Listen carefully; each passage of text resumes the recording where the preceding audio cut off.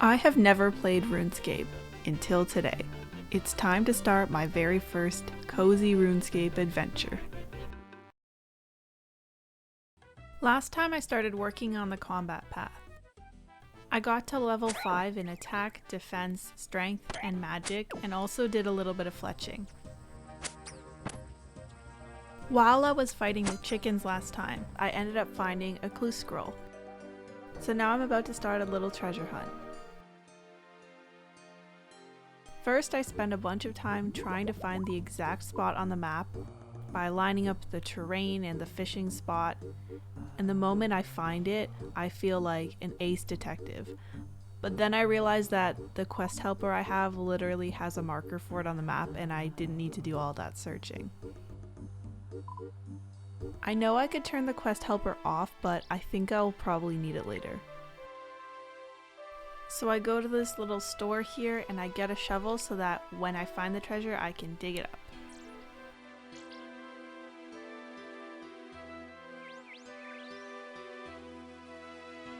Then I head towards that spot on the map.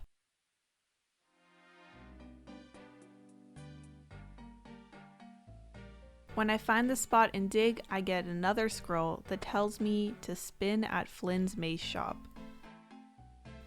Again, there's probably a marker on the map for this, but I had fun feeling like a detective, so I was looking myself, hovering over everything that seemed like it might be a weapon shop. That's when I discovered that I can filter the map by certain types of markers, which was really helpful. I can't believe there's a shop just for maces. How many maces can there be? So I start walking my way over there because I don't have a lot of run energy. I also always forget to use it even when I do have it.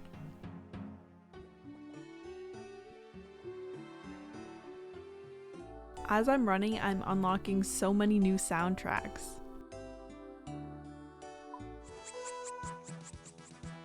When I get to the mace shop, it shows me exactly where I'm supposed to stand. Then I do my little spin for the shopkeeper. I don't think he liked my spin very much. I thought I was showing the spin to the shopkeeper, but I don't know who that guy was who just appeared and disappeared. Anyway, the next clue tells me to go find someone named Reldo. This is where I'm happy I have the quest helper because I have no idea who that is.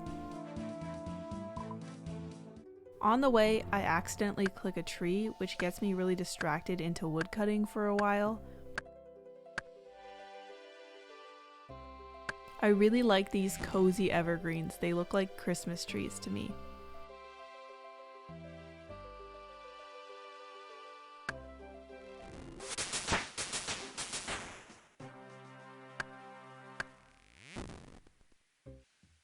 Running through this barbarian camp and I realize the music is pretty sick.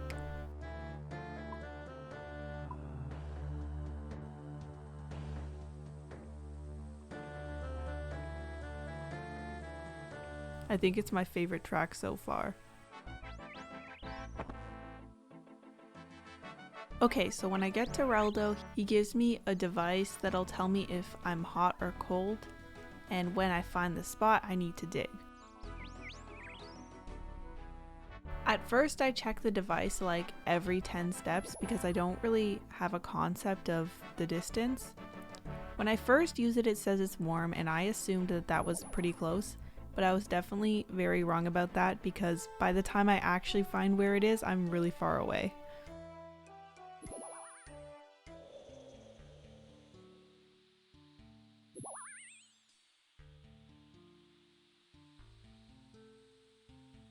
Pretty spooky how everything got dark when I approached this haunted looking area. So I realize that it's behind this fence, but then I have to spend a little time trying to figure out how to actually get in there. And on the way, a tree hits me.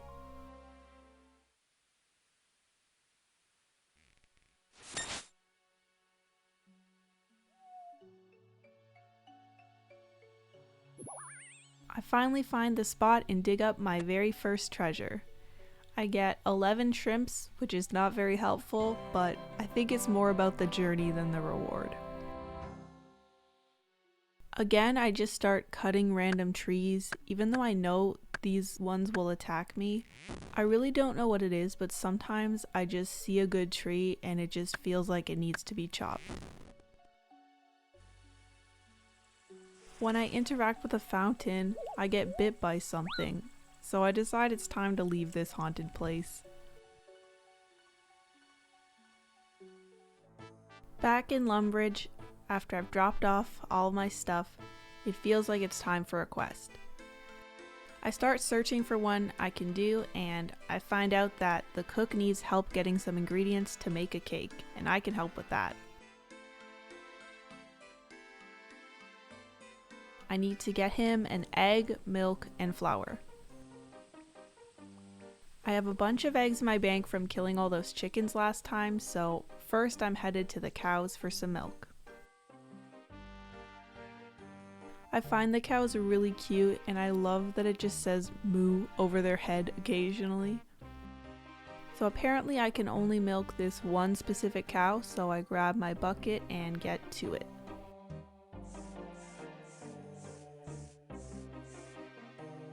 Now I'm off to the windmill for some flour, passing these cute sheep on the way.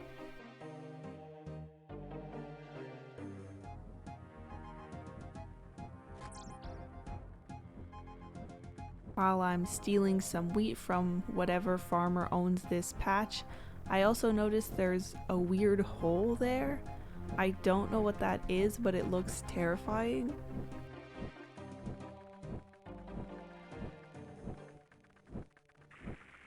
Now I'm climbing up the windmill, then I gotta fill the hopper with my wheat and start milling.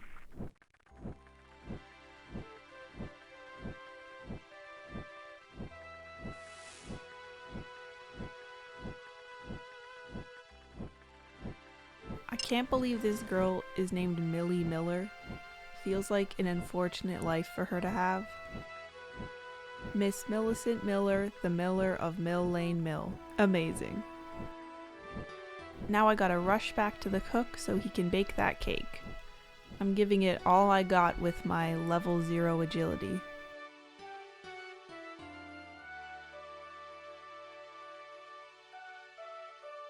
Now I'm all done. I got some cooking experience and a quest point, which I don't really know what those are. I really like the big red ribbon, and it makes me feel like I won first prize for something.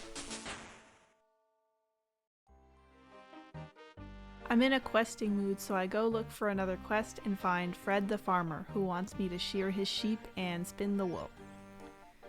Not sure what he does as a farmer if he doesn't even shear his own sheep, but I'll help him anyway.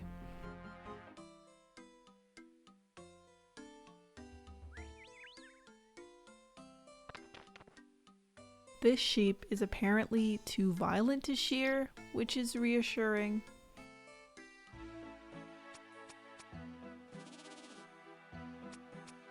Hey, why is there a goblin in the sheep pen? Get out of here. Okay, so I've shorn the sheep and now it's time to spin the wool using a spinning wheel.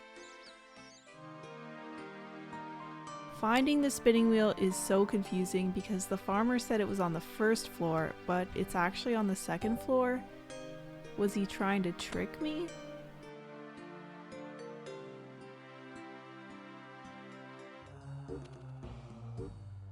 Anyway, I spin the wool and I give it to the farmer, and I get some crafting experience and another little pop-up with a big red ribbon.